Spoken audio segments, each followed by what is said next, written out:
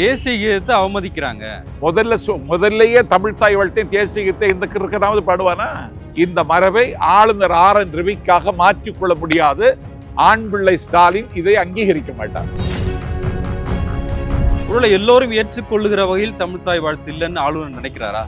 அவர் நினைக்கிறதுக்கு அவர் யாருங்க? நீ நினைச்சா என்ன நினைச்சிட்டு போவோம், பொண்டாட்டிட்ட போய் பேசு. ஆளுநர் உரையில நாங்க என்ன தயாரிச்சு கூட அதைத்தான் படிக்கணும். நீ போன தடவை காமராஜர் பேரை சொல்லல, பெரியார் பேரை சொல்லல, அண்ணா பேரை சொல்லல. இந்த தடவையும் அப்படி செய்யலான்னு நினைச்ச, படிக்கவே இல்லை, போயிட்டீங்க. ரொம்ப நன்றி ஆளுநருக்கு. யார் இந்த சார் அப்படின்னு பதாகைகளோட சட்டையில பேட்ஜோட வராங்க. எடப்பாடி பழனிசாமி தான் ஒரு தற்குறி என்பதை இன்றைக்கு மீண்டும் நிரூபித்து விட்டார். எதிர்கட்சி வேற என்ன பண்ணணும்னு நினைக்கிறீங்க? எதிர்கட்சி விவாதம் செய்யணும். உனக்கு தான் பேச தெரியாது. சரி, பாஜகவும் வெளிநடப்பு செய்திருக்கிறாங்க. பாஜகவுக்கு வெளிநடப்பு செய்வதற்கு யோக்கியது இருக்கா? இந்த கட்சிக்கு பேரையே மாற்றணும், பாலியல் ஜனதா கட்சின்னு. முதலமைச்சரும் துணை முதலமைச்சரும் ஏன் பேசல? குஷ்புக்கு அரசியல் செய்யறதுக்கு வேற ஒன்றும் கிடைக்கலையா? இது என்ன 38 ஆண்டு கால கண்ணகி? இது என்ன முட்டாள்தனம் இது? சௌமியாவுக்கு போராடுறதுக்கு சௌமியா கேட்குறேன்னா, நீ போராடுறதுல தைலாபுரத்துல போராடணும். அன்புமணிக்கு ஆபத்து வந்திருக்கு.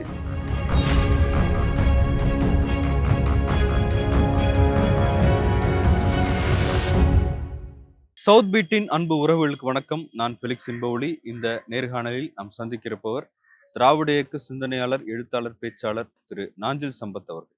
வணக்கம். 2025ஆம் ஆண்டின் முதல் சட்டப்பேரவை கூட்டம் கூடியிருக்கு. இதுல எப்போதுமே வருடம் தொடங்கும் போது ஆளுநர் உரை நிகழ்த்துவார். சென்ற வருடம் ஆளுநர் உரையின் போது பெரிய சர்ச்சை வெடிச்சுது. இந்த வருடமும் ஆளுநர் உள்ளே நுழைந்த அடுத்த 3 நிமிடங்கள்ல சட்டப்பேரவை விட்டு வெளியேறிட்டாரு. அதன் காரணத்தை அவரு ட்விட்டர்ல போட்டிருக்காரு. பாரத அரசியலமைப்பு மற்றும் தேசிய கீதத்தை அவமதிக்குது இந்த சட்டப்பேரவை அப்படின்னு சொல்லியிருக்கிறாரு. எப்போதுமே தமிழ்த்தாய் வாழ்த்து தொடக்கத்திலையும் முடியும் போது தேசிய கீதம் போடுறதுதான் வழக்கம் அப்படின்னு இருக்கிற சூழல்ல தமிழ்த்தாய் வாழ்த்து பாடிட்டு தேசிய கீதம் முதலே போடணும், மறுபடியும் முடியும் போது போடணும் அப்படின்றது ஆளுடைய கோரிக்கை. இதை முதலமைச்சர்கிட்டையும் சபாநாயகர்கிட்டையும் வலியுறுத்துறாரு. அந்த சூழலையும் அவங்க மறுக்கிறாங்க. உடனே ஆளுநர் வெளியேறாரு. எப்படி பாக்குறீங்க? எதையாவது செய்வார் என்று நான் எதிர்பார்த்தேன். இன்று சட்டப்பேரவையில் ஆளுநர் உரையை அவர் வாசிக்க மாட்டார் என்பதையும் எதிர்பார்த்தேன். வெளிநடப்பு செய்வார் என்றும் எதிர்பார்த்தேன். நான் மட்டும் இல்லை, தமிழ்நாட்டில் இருக்கிற மானமுள்ள தமிழர்கள் அனைவரும் எதிர்பார்த்ததை அவர் நிறைவேற்றி தந்திருக்கிறார். அவருக்கு நன்றி தெரிவித்துக் கொள்கிறேன். அதுக்கான காரணத்தையும் சொல்லியிருக்காருல்ல? இல்லை, தமிழ்த்தாய் வாழ்த்து முதலில் இசைக்க வேண்டும். ஆளுநர் உரை முடிந்ததற்கு பிறகு தேசிய கீதம் இசைக்க வேண்டும். அதோடு சட்டப்பேரவை ஒத்திவைக்கப்படும். ஆனால் மரபை மீறுகிறார். காலம் காலமாக தமிழ்நாடு சட்டப்பேரவை பேணி வந்த அடையாளத்தை அழித்தொழிப்பதற்கு தன்னுடைய ஆளுநர் என்கிற அதிகாரத்தை பயன்படுத்துகிறார். மற்ற மாநிலங்கள்ல இதுதான் நடைமுறையா இருக்கு. மற்ற மாநிலங்களோடு தமிழ்நாடை ஒப்பிட முடியாது. தமிழ்நாடு என்றைக்கும் தன்னுடைய தனித்தன்மையை தக்க வைத்துக் கொண்டிருக்கிறது. தமிழ்த்தாய் வாழ்த்து அதிகாரபூர்வமாக அரசாங்கம் நிகழ்வுகளில் பாட வேண்டும் என்று ஒரு சட்டம் இயற்றி அது நடைமுறையில் இருக்கிறது. தேசிய கீதத்தை இறுதியில் இசைப்பதுதான் எங்கள் தமிழ்நாட்டு வழக்கம், தமிழ்நாட்டினுடைய மரபு. அந்த மரபின் மீது ஒரு அத்துமீறலை ஆளுநர் நிகழ்த்தியிருக்கிறார். ஆளுநர் உரையை அவர் வாசிக்க மாட்டார் என்பது தெரியும். அவர் இப்படி செய்து கொண்டு போனதன் மூலம் அவருடைய எரிச்சல் வெளிப்பட்டிருக்கிறது.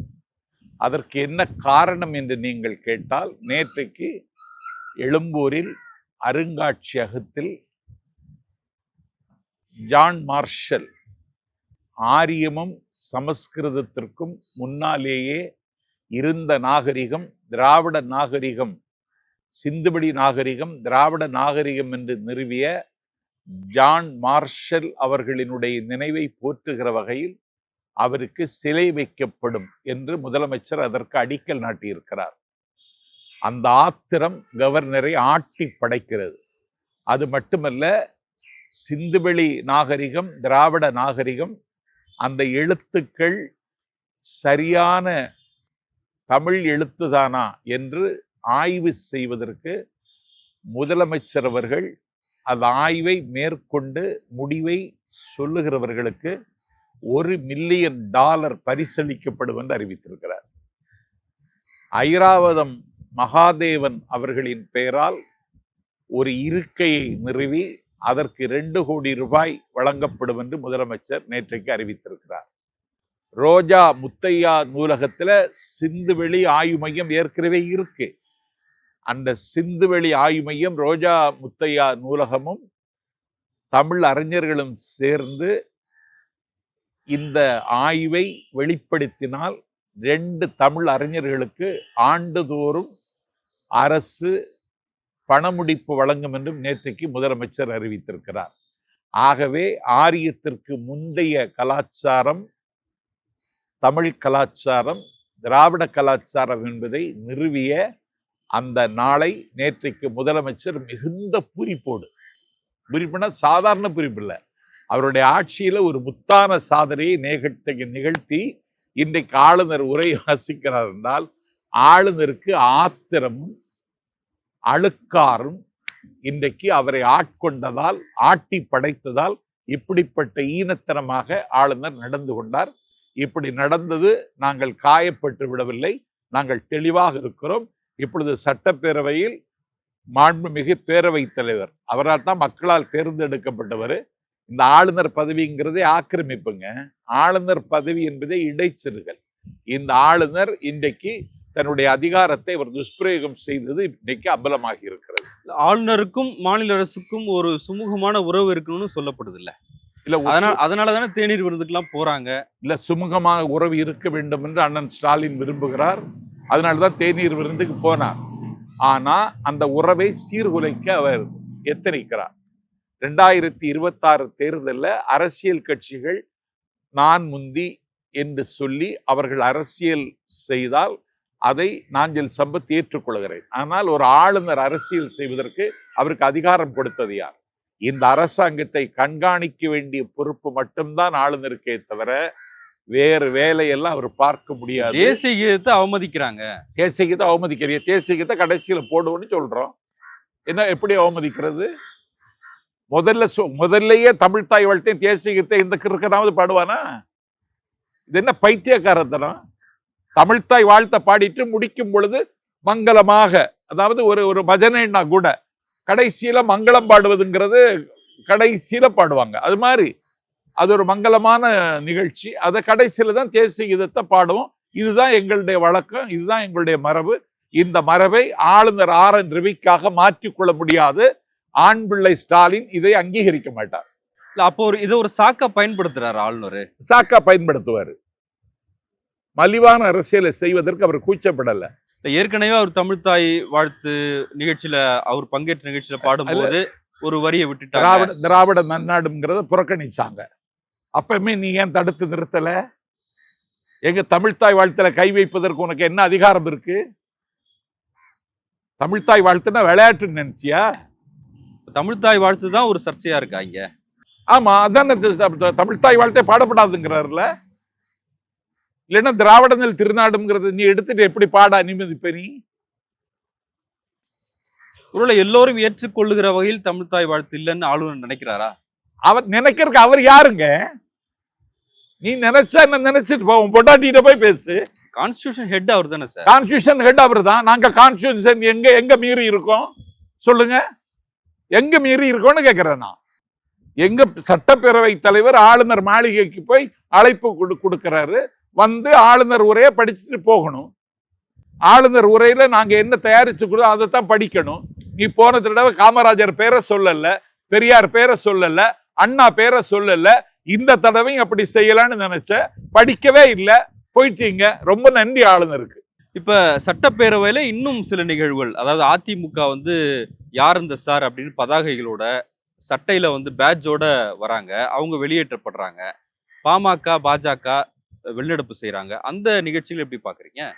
எடப்பாடி பழனிசாமி தான் ஒரு தற்குறி என்பதை இன்றைக்கு மீண்டும் நிரூபித்து விட்டார்.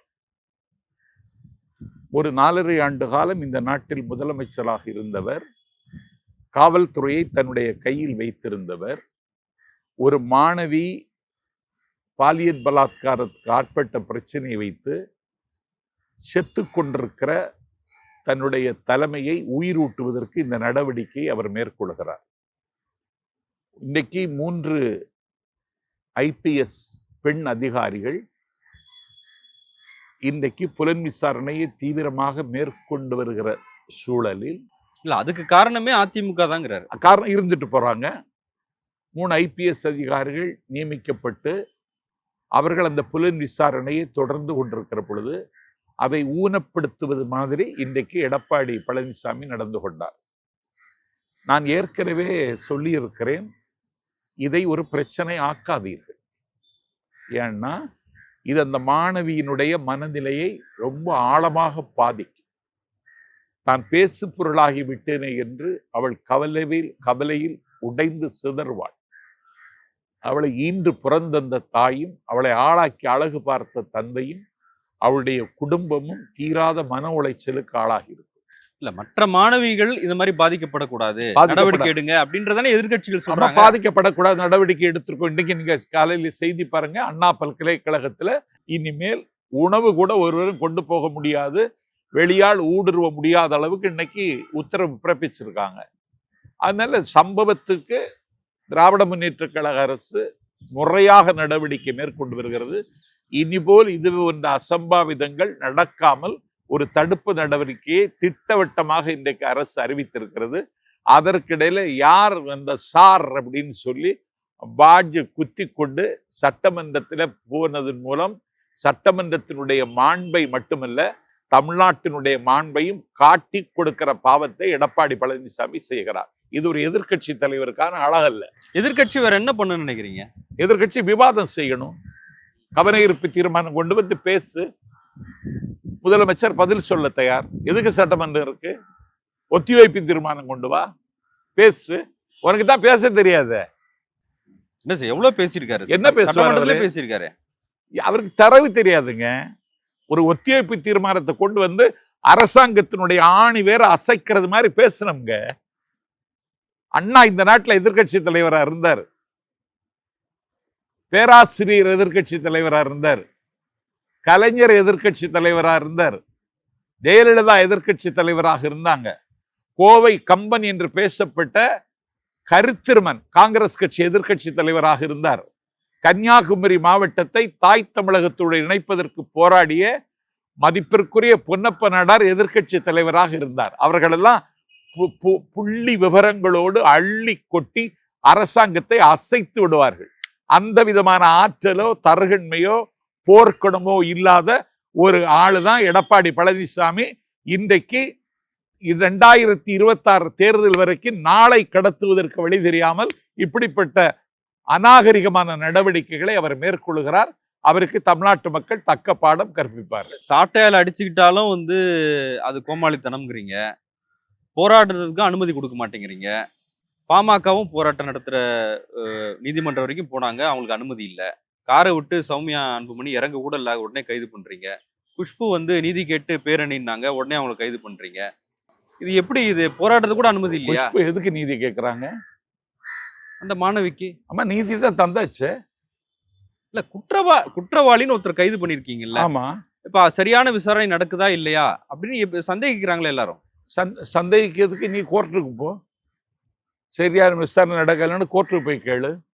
எனக்கு அரசாங்கமும் டிஜிபியும் சொன்னதுக்கு பிறகு உனக்கு என்ன சந்தேகம்? அது அவங்க மாநில அரசு கட்டுப்பாட்டுல இருக்காங்க.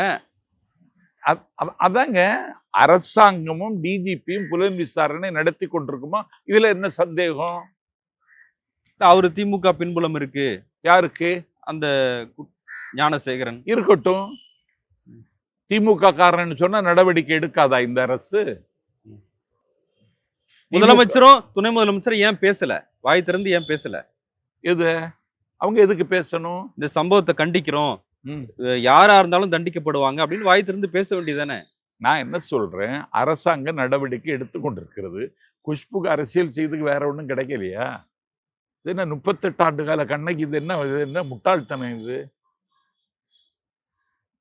சௌமியாவுக்கு போராடுறதுக்கு சௌமியா கேட்கிறேன் நான், நீ போராடுறதுன்னா தைலாபுரத்துல இல்ல போராடணும். அன்புமணிக்கு ஆபத்து வந்திருக்கு, உன் கணவனுக்கு வந்த ஆபத்தை பற்றி பேசாம நீ இதுக்கு பேசுற. அதை பத்தி யாரும் பேச வேணாம்னு சொல்லிட்டாங்களே. யாரு? அது உட்கட்சி பிரச்சனை, அதை ஊடகங்களோ மற்ற கட்சியினரோ பேச வேண்டாம் அன்புமணியே சொன்னார்ல. அப்ப நிலைமை புரியுதா உங்களுக்கு? பாட்டாளி மக்கள் கட்சி ஐசியூல இருக்கு. சார் பனையூர்ல புதுசா ஆபீஸ் போட்டாரு. பனையூர் இல்ல, எல்லாரும் பனையூருக்கு போறாங்களே, என்ன காரணம்? ஆபீஸ் போட்டு நீ என்ன செய்ய போற கேளுங்க. அன்புமணி ராமதாஸ் நீக்குவாரு, ராமதாஸ் அன்புமணியை நீக்குவாரு. இது நடக்க போகுது. சரி, பாஜகவும் வெளிநடப்பு செய்திருக்கிறாங்க. பாஜகவுக்கு வெளிநடப்பு செய்வதற்கு யோக்கியது இருக்கா? நீ இந்த பிரச்சனை கையில் எடுக்கலாமா? உங்க யோக்கியதையை உலகம் பார்த்து கொண்டிருக்கு இல்லையா? 6 வயசு ஆஷிபா என்று சொல்லக்கூடிய பெண்ணை காஷ்மீர் கோவில் கருவறையில வைத்து மானபங்கம் செய்த கும்பல் நீ. மானபங்கம் செய்தது மட்டுமல்ல, அதை ஆதரித்து பிஜேபி நாடாளுமன்ற உறுப்பினர்கள் டெல்லியில ஊர்வலம் வந்தது உங்களுக்கு தெரியுமா? உத்தரப்பிரதேசத்துல ஹத்ராஸ்ல 13 வயது பெண்ணை மானபங்கம் செய்து அவளை கொன்று அவளுடைய தகப்பனுக்கே தகவல் தெரியாம வீட்டுக்கருக கொண்டு நல்லடக்கம் செய்தது உங்களுக்கு தெரியுமா? நாடு முழுக்க பாலியல் பாரதிய ஜனதா கட்சியையே பாலியல் ஜனதா கட்சின்னு பேர் வைக்கணும். அந்த அளவுக்கு அயோக்கியத்தனத்தையும் பெண்கள் மீதான கொடுமைகளையும் இந்த நாட்டில் தொடர்ந்து இழைத்து கொண்டு வருகிற கட்சி பாரதிய ஜனதா கட்சி. இந்த கட்சிக்கு பேரே மாத்தணும், பாலியல் ஜனதா கட்சின்னு. நான் என்ன கேட்கிறேன்னா, உங்களுக்கு மானுடம் இருக்கா? மனிதம் இருக்கா? உங்கள்கிட்ட குறைந்தபட்ச நாகரிகம் இருக்கா? ஒரு பெண் வன்புணர்வுக்கு ஆளாக்கப்பட்டாள் என்று துன்பியல் சம்பவம் தான். அவன் திமுக காரனாக இருந்தாலும் கூட அவனை விட்டு வைப்பதற்கு இந்த அரசு உத்தேசிக்கவில்லை. ஆட்சிக்கு வந்தவுடனே அம்மா உணவகத்தில் இருக்கிற ஒரு போர்டை அப்புறப்படுத்துவதற்கு திமுகவை சார்ந்த ஒரு தம்பி எத்தனைத்த பொழுது அவன் மீது வழக்கு பதிவு செய்து அவனை கட்சியை விட்டு நீக்கி அவனை கராக்கிரகத்தில் அடைத்த ஆட்சி அண்ணன் ஸ்டாலின் அவருடைய ஆட்சி. ஆகவே இதுல திமுக காரன் அண்ணா திமுக காரன் பேதம் பார்க்க அரசு தயாராக. யார் அந்த சாருன்றதுக்கு பதில் சொல்ல மாட்டாங்களே. அது போலீஸ் தானே பதில் சொல்லணும். நீங்களும் தானே பதில் எப்படி சொல்ல முடியும்? போலீஸ் விசாரணை, போலீஸ் அந்த அப்படி ஒரு சாரே இல்ல அப்படிங்கிறாங்க. போலீஸ் தாங்க அதுக்கு பதில் சொல்லணும். அது நீதிமன்றத்தை தான் சொல்லணும். குஷ்புட்டையா சொல்லணும், தமிழிசைட்டையா சொல்லணும், நீதிமன்றத்துல தான் சொல்லுவாங்க.